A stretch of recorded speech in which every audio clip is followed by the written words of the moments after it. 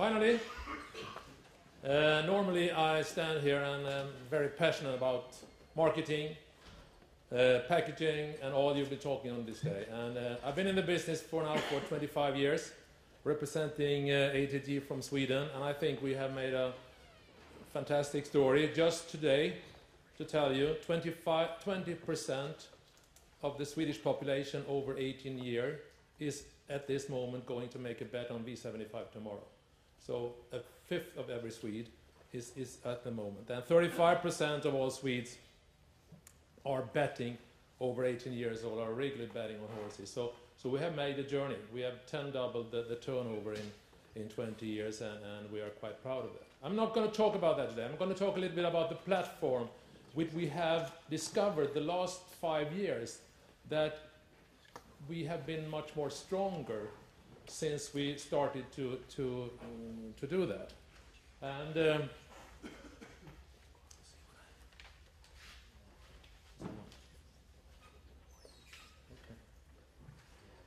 yellow. Oh. When we started to think about the whole horse business, it really started when the Agriculture Administration in 2005 counted all horses in Sweden, and they found out that there were 300,000 different horses. And they could put into every region, they could come down to every city how many horses there were. And they also said that 10 horses gives a job. They made the same investigation last year and came up to 362,700 horses. That means 36,270 jobs. What we have done now is to use that type of figures. So my question was, can we do anything else than just bet on them? And can we getting better financial effects out of the total horse industry? Why would betting companies care? This is somebody cutting the lawns in Stockholm. Yes, we have developed and we have seen that there is many positive factors around this. When we got the figures, we started doing horse forum like this, events all over Sweden, in all regions. We put all the politicians together, local, regional. We put all the planning people in the cities and the areas together. We have done that all over the country. And we are telling every city that you have so many horses, you have so many, and something great is happening. For the first time, we have understanding of what this is all about, and we got much more positive things behind betting. At the moment, our owners, the Trot and Gallop organization, are discussing with new taxation with the state. And instead of just talking about lower taxes, the horse federations now say, if we take 2,000 new jobs under 25, because that's a big problem all over Europe, 25% of people under 25 in Sweden is out of jobs. Could you then reduce our taxes? And they are listening. They are listening. For the first time, you put in a responsibility for the society among the horse industry, and they are listening. The infrastructure, when you come to planning, more and more people in Sweden are coming into the city. 50% are living in the 3 big cities, and they want to bring the horse with them, but there are no plannings, there are no infrastructures. By doing this, and by doing these horse forums, we have now many private investors who are starting to build horse centra, like Grosbois, but not only for race horses, for riding horses, for Iceland horses, because they have the same needs, they have the same, and they start building living houses around it, they start building areas with this.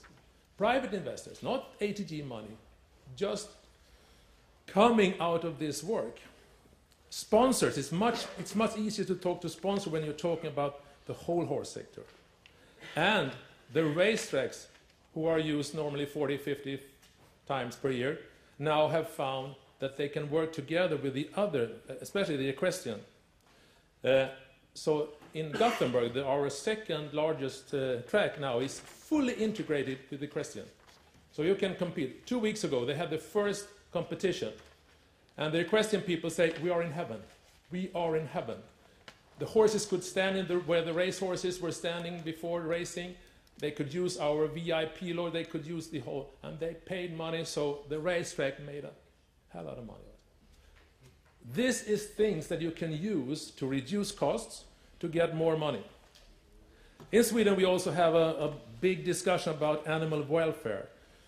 There are small groups that want to stop all horse racing.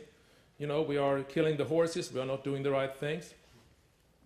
But when we are going together, this is actually on the picture, this is the Minister of Agriculture in Sweden.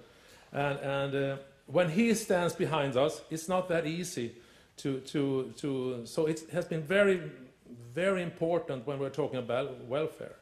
The state is also deciding that 6 million euro from the ATG outcome of the ATG is going to the 3 horse universities, one for the equestrian, one for the trotting and gallop, and one for the breeding. We are educating 400 people there every year, and they are going immediately to job. They are not out of job when they are over. By telling the punters and that the story, we have made such a great thing to make the platform for make the betting growing. We put up like 700,000 euro for research. Then the minister said, okay, I put on 700,000 as well. So now we have 1.4 million euro for research. It happened many positive things when you work together with the other. And I've already been into that, so that legitimacy, it's one voice in the debate, and the political acceptance is very important. 349 in the Parliament of Sweden is much more behind horse betting at the moment than they've ever been. So taxation, new betting forms, whatever, it's much easier today to talk about that than it was like 5 years ago. It's not the USP, it's not something that gives you more money immediately, but it gives you a good platform to work from. Negative, of course, there are conflicting interests. It's like City against United. I mean, horse people are not that friendly to each other. They are competing. I mean, there are gallop against trotting, there are riders, and there are, you know, everybody. They have their own interests. So, but we have succeeded during the last year to at least have them to try to see the same things. It is a competition about resources, of course. It's many who want to be to the mecenate, if I say so, the ATD to get more money, and like everybody else, we have conservative views. But in the end, this is nothing to do with distribution more money. This has to do with cooperation, to find it's better with cooperation than competition, and it gives us financial effects. It's reducing costs for the horse owners. It is reducing costs for the horse owner, and that is very important if breeding should grow, if we should grow in all that aspect. And we have also realized that we are a much more good citizen today with high political acceptance than we were before. And it's much easier to sell bets on that base. Thank you.